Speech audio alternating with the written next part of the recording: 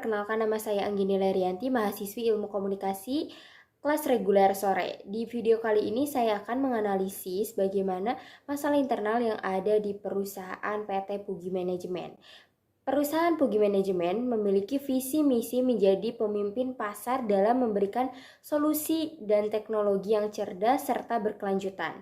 Namun, Pugi Manajemen memiliki masalah internal dalam manajemennya. Manajer utama Pugi Manajemen memiliki gaya kepemimpinan otoriter, di mana model kepemimpinan seperti ini lebih mendominasi keputusan sendiri tanpa mempertimbangkan masukan dan ide-ide dari orang lain atau tim yang ada di dalamnya. Dalam kasus ini dapat dianalisis bagaimana kelebihan dan kekurangan dari gaya kepemimpinan manajer PT Pugi. Berikut salah satu kelebihan yang dapat kita simak dari gaya kepemimpinan yang diterapkan oleh manajer PT Pugi. Oke, kelebihan yang pertama kita bisa melihat bahwa seseorang yang memiliki gaya kepemimpinan secara otoriter dalam satu waktu yang urgent untuk mengambil suatu keputusan, pemimpin seperti ini akan mengambil keputusan dengan cara yang efisien dan lebih cepat. Tentu, selain dari kelebihan yang dimiliki, akan ada resiko dan kekurangan dari gaya kepemimpinan seperti ini. Kekurangan dari gaya kepemimpinan otoriter, pertama, dapat menjadi kurang nyamannya tim yang bekerja sama atau yang ada di bawah kepemimpinannya. Kekurangan yang kedua, membuat satu hal yang seharusnya bisa dikerjakan oleh orang lain atau tim terpusat hanya pada pimpinan, dan ini akan memperhambat alur proses dan tentu akan ada kerugian-kerugian lain ketika hal ini terjadi. Lalu saya memiliki saran untuk masalah internal yang sedang terjadi di perusahaan PT Pugi Manajemen ini. Saran pertama dari saya, direksi perusahaan PT Pugi harus mengadakan rapat dan meminta feedback dari tim HR perusahaan.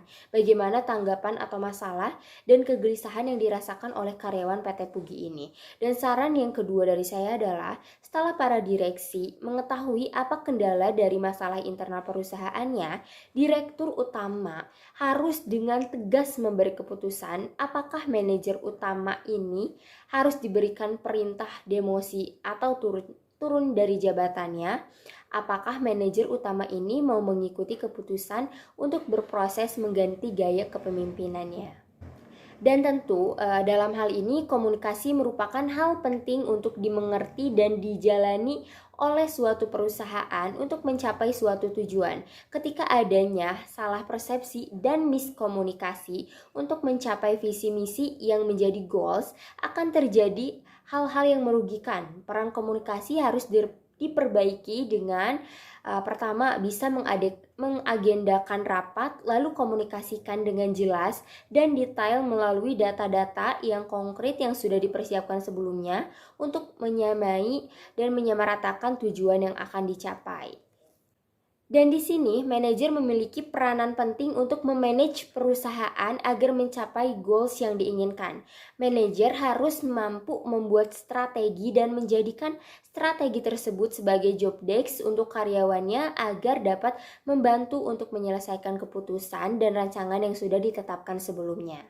Karyawan yang sudah ditetapkan untuk membantu pengambilan keputusan harus ditempatkan pada job desk yang sesuai dengan bakat atau dengan divisi yang sudah ditetapkan dari rancangan awal.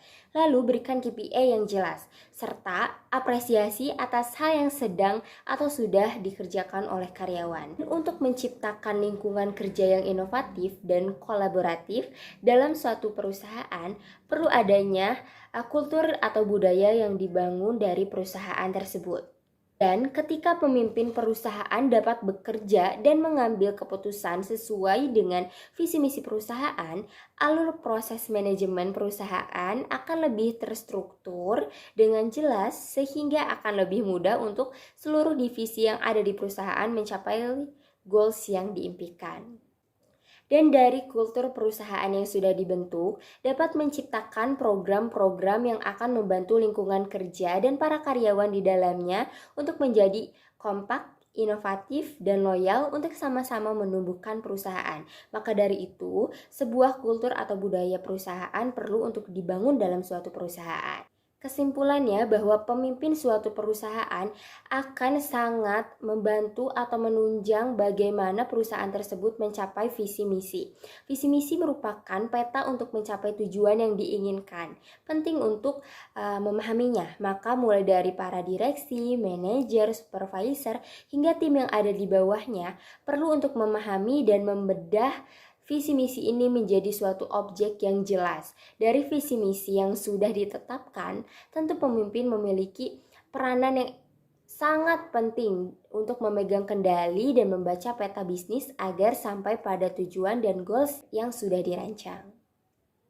Sekian untuk video tugas kali ini. Terima kasih.